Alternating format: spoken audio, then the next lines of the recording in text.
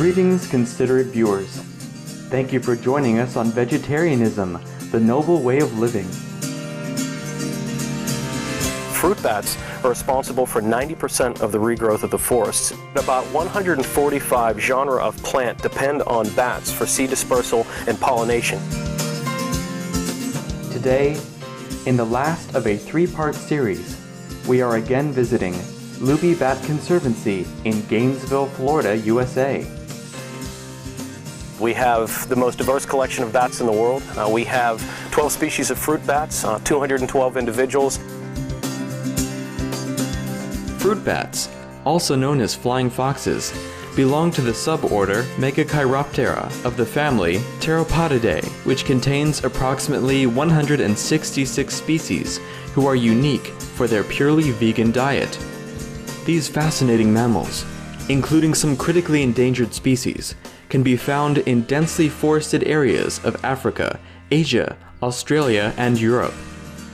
And although they are vitally important to Earth's ecosystem, little is known about their behavior. Thus, the Lubee Bat Conservancy's mission is to preserve fruit bats and their habitats through research, conservation, and education. There's a lot of myths associated with bats. Bats are blind. It's a myth. All bats can see very, very well. Bats don't get caught in your hair. Bats don't have disease. Bats can get sick. Any other mammal can get sick, but they are not just sick animals. Bats are very clean, very important animals. Learn about what the myths are.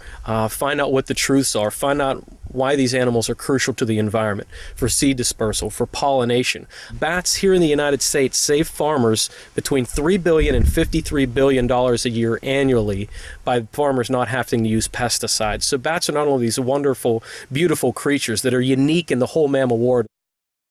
There's a lot of persecution going on with bats right now, be it through using bats for medicine, hunting, bushmeat trade, persecution because that they may be on some fruit crops, and deforestation. Our main message is to learn about the importance of bats, get others involved, transfer that message to everybody, learn about bats globally, and just respect them for the beautiful creatures that they really are.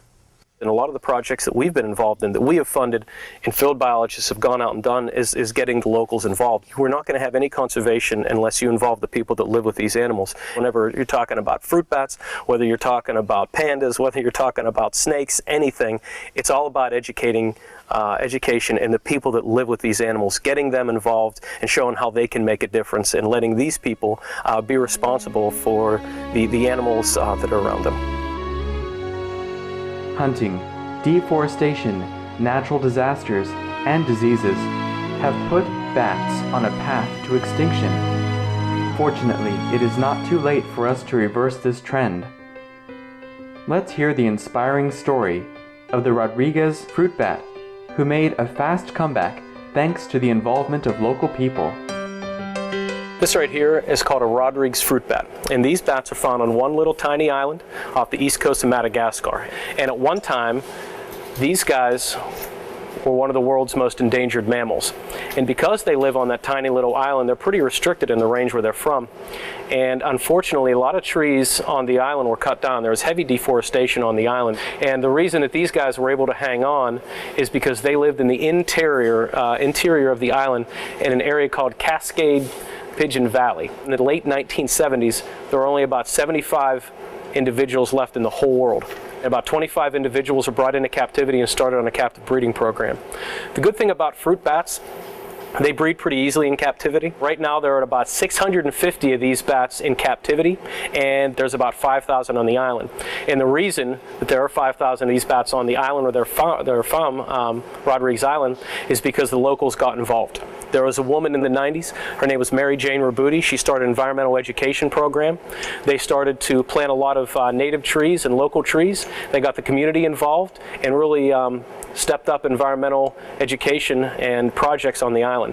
And because of that, these guys have made a significant comeback from 75 individuals in the late 1970s in the whole world to over 600 in captivity and about 5,000 in the wild. Now, they're still considered critically endangered because one massive cyclone or natural disaster could really hurt the population. Her name's Grace. She was born here, so she was hand-raised by her staff. She obviously has no problem interacting with us. And that's another thing to note, is that these bats are used to us. These bats are used to being around people. In no way would we ever encourage anybody outside to approach any bat, any type of wild bat. Professionals at Lubee Bat Conservancy emphasize the importance of properly handling when encountering wild bats. These bats are used to us, so we're pretty comfortable going up and giving Gracie, although I am going to keep my fingers away.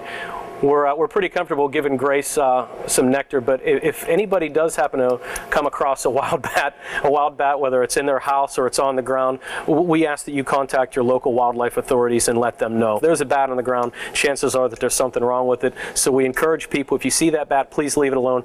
Contact the professionals, contact the local wildlife authorities in your area.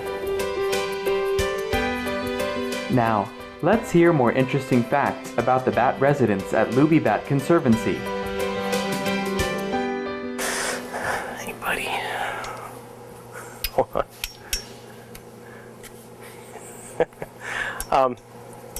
These guys use their wings for thermoregulation, and a lot of times in the summer, whenever the temperatures are really hot, they'll kind of fan themselves. It looks like they're using their wings to cool off their body, but what they're really doing is similar to what an elephant does whenever it's flapping its ears.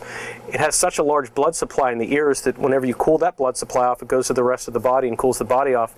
Same thing with these guys in their wings. In the summertime and in the really hot months, they'll fan themselves, but it's not that they're fanning their bodies. They're cooling off that blood supply, that massive blood supply in their wings. That goes back to the rest of the body and cools that off. Whether their bodies are hot or cold, that they'll use their wings for thermoregulation. Just stare down.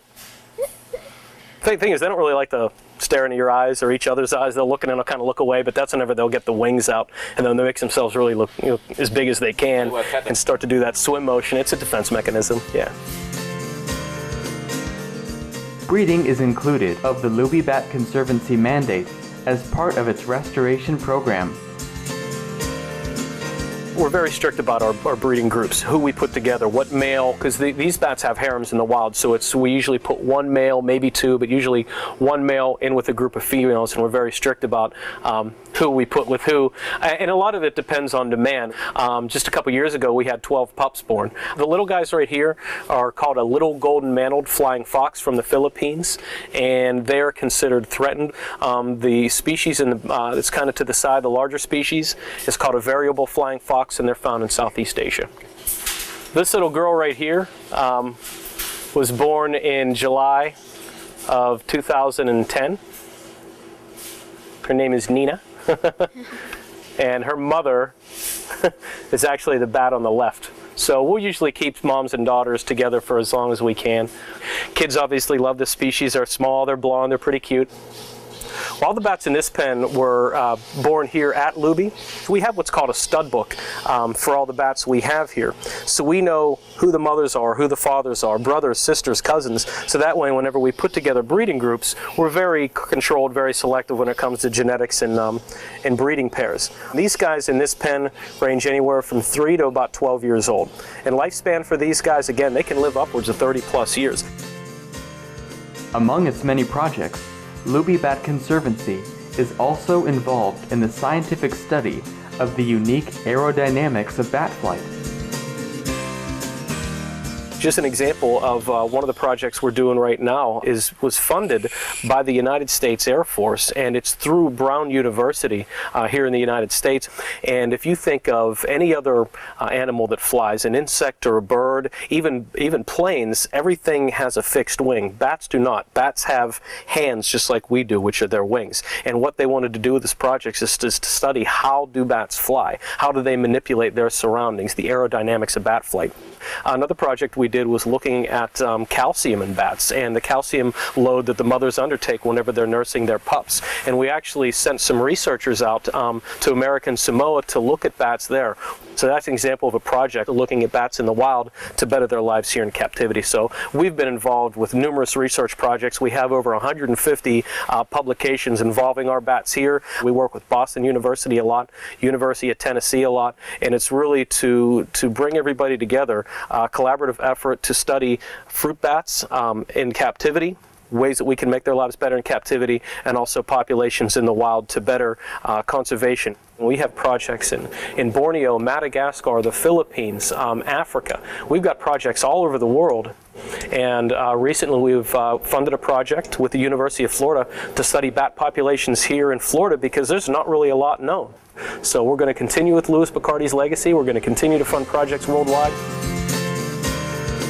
Fruit and nectar feeding bats play a pivotal role in the ecology.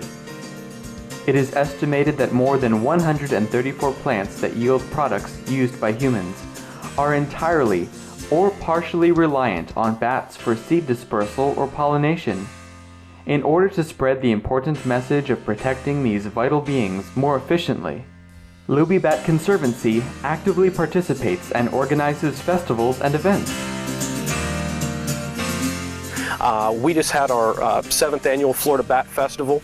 We had over 5,200 people here, which last year we had 2,200, so that's an increase of 3,000 people. Now, that is the only day of the year that we are open to the public, but we do a lot in terms of tours and outreach. And the numbers this year, we're looking like we talked to over 10,000 students of all ages. We talked to kids in public schools, private schools, home schools, scouts, professional groups, you name it. We do it whenever it comes to education. And we also give professional courses as well, and we're continuing to expand on our educational program.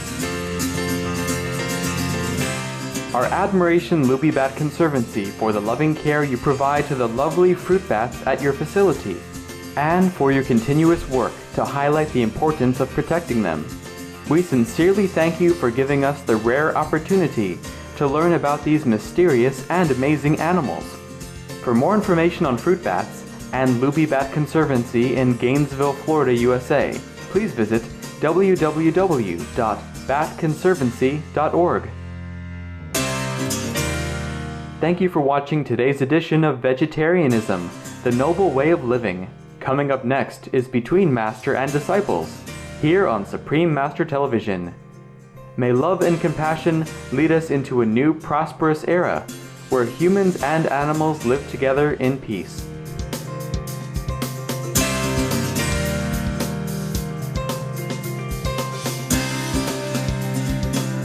For more details, please visit www.suprememastertv.com/VEG.